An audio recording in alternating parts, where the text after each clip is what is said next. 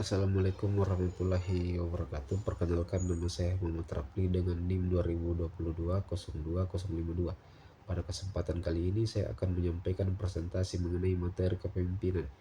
Di video kali ini saya akan membahas poin-poin penting seputar kepemimpinan secara mendalam dengan harapan dapat memberikan wawasan baru dan relevan. Baik, langsung saja. Yang pertama itu pemahaman dasar kepemimpinan. Pemahaman dasar kepemimpinan menekankan bahwa kepemimpinan bukan hanya tentang posisi, tetapi juga tentang kemampuan untuk mempengaruhi dan menginspirasi orang lain. Pemimpin yang efektif harus memiliki keterampilan interpersonal yang kuat dan memahami konteks di mana mereka memimpin. Contoh, seorang guru yang tidak hanya mengajar tetapi juga memotivasi murid-muridnya untuk percaya pada potensi mereka. Ia tidak hanya memerintah tetapi memberikan inspirasi melalui tindakan dan kata-katanya. Yang kedua itu sifat kepemimpinan. Sifat kepemimpinan yang mencakup integritas, empati, dan kemampuan untuk beradaptasi dengan perubahan. Sifat-sifat ini sangat penting dalam membangun kepercayaan yang menjadi pondasi bagi hubungan yang sehat antara pemimpin dan pengikut. Contoh, seorang manajer proyek yang menunjukkan integritas dengan selalu adil dalam membagi tugas dan berani mengakui kesalahannya. Ia juga beradaptasi ketika ada perubahan mendadak dalam jadwal kerja tim. Yang ketiga itu perilaku kepemimpinan. Perilaku kepemimpinan menjelaskan berbagai teori mengenai bagaimana perilaku pemimpin dapat mempengaruhi dinamika tim dan organisasi. Pemimpin yang menunjukkan perilaku yang konstruktif dan mendukung akan lebih mudah membangun kepercayaan di antara anggotanya. Contoh CEO sebuah perusahaan yang sering mengadakan pertemuan mingguan dengan timnya untuk mendengar ide-ide mereka dan memberikan apresiasi atas kontribusi mereka. Perilaku ini mendorong kreativitas dan keterbukaan dalam tim. Yang keempat itu keterampilan dan kepemimpinan. Pentingnya keterampilan dalam kepemimpinan menguraikan keterampilan utama yang diperlukan oleh pemimpin untuk efektif. Keterampilan komunikasi yang baik dan kemampuan untuk memberikan umpan balik yang konstruktif adalah kunci dalam membangun kepercayaan. Contoh, seorang pemimpin tim desain yang mampu menyampaikan umpan balik yang spesifik seperti desain ini bagus tetapi kita menyesuaikan warna agar lebih sesuai dengan identitas merek. Komunikasi ini membuat tim terasa dihargai dan terarah. Yang kelima itu kepercayaan dalam kepemimpinan. Kepercayaan sebagai elemen penting dalam kepemimpinan. Kepercayaan memungkinkan pemimpin untuk mendapatkan dukungan dan komitmen dari tim. Pemimpin yang dipercaya cenderung memiliki tim yang lebih produktif dan inovatif. Dampak kepercayaan yang positif dapat meningkatkan kinerja, kreativitas, dan stabilitas emosional dalam tim. Namun, kepercayaan yang hilang dapat menyebabkan konflik dan penurunan moral. Oleh karena itu, pemimpin harus berusaha untuk mempertahankan dan mengelola kepercayaan dalam organisasi. Contoh, seorang supervisor yang mendukung anggotanya saat menghadapi masalah seperti memberikan waktu tambahan untuk menyelesaikan tugas tanpa menimbulkan tekanan sehingga tim tetap merasa dipercaya. Yang keenam itu kepemimpinan tim. Kepemimpinan tim dalam konteks tim menekankan pentingnya pemimpin yang mampu mengelola dinamika kelompok, menciptakan sinergi dan memotivasi anggota untuk mencapai tujuan bersama. Fokusnya adalah pada strategi dan teknik yang efektif untuk mengarahkan tim agar bekerja secara harmonis.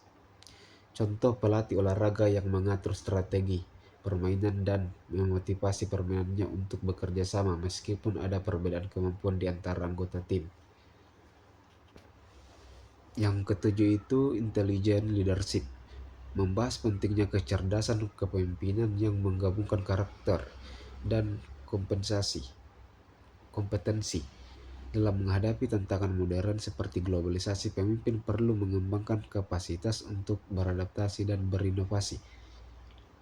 Makalah ini juga menyoroti peran karakter dan nilai dalam kepemimpinan serta mencakup model Roth Intelligent Leadership yang menggambarkan elemen-elemen kunci yang harus dimiliki pemimpin. Kesimpulannya, keberhasilan kepemimpinan bergantung pada keseimbangan antara karakter kuat dan keterampilan yang efektif. Contoh, seorang direktur pemasaran yang menggabungkan intuisi pribadi dan data pasar untuk membuat keputusan. Ia juga terus belajar dan tren global untuk berinovasi dalam strategi pemasaran. Yang kedelapan itu The Leadership Code. Makalah ini menawarkan panduan sistematis mengenai prinsip-prinsip kepemimpinan yang efektif. Ia menjelaskan karakteristik dan keterampilan yang diperlukan untuk menjadi pemimpin yang sukses, serta bagaimana menerapkan prinsip-prinsip tersebut dalam berbagai konteks organisasi. Kode ini membantu pemimpin untuk memahami tanggung jawab dan peran mereka. Contoh, seorang pemimpin yang konsisten menerapkan prinsip-prinsip lead by example dengan datang tepat waktu, mempersiapkan pekerjaan dengan baik, dan selalu menunjukkan komitmen tinggi dalam tugasnya. Yang kesembilan itu Equagate Leadership. Dalam makalah ini, konsep kepemimpinan yang terlibat ditekankan sebagai pendekatan yang melibatkan keterlibatan aktif pemimpin dalam proses pengambilan keputusan dan interaksi dengan anggota tim. Pemimpin yang terlibat menciptakan lingkungan kerja yang inklusif dan memotivasi, yang pada gilirannya meningkatkan produktivitas dan kepuasan anggota tim. Contoh pemimpin startup yang melibatkan langsung dalam sesi brainstorming dengan timnya, mendengarkan ide-ide baru dan memberikan masukan yang membangun. Hal ini menciptakan lingkungan kerja yang inklusif. Yang ke-10 itu The Mentor. Peran pemimpin sebagai mentor, yang tidak hanya memimpin tetapi juga mendidik dan membimbing anggota tim. Pemimpin yang baik berfungsi sebagai model peran yang dapat membantu individu dalam mengembangkan keterampilan dan karir mereka, serta menciptakan hubungan yang kuat dalam tim. Contoh, seorang senior di kantor yang membantu rekan-rekannya mengembangkan keterampilan baru, seperti memberikan pelatihan singkat tentang penggunaan alat teknologi terbaru. Yang ke-11 itu The 12 Absolute of Leadership.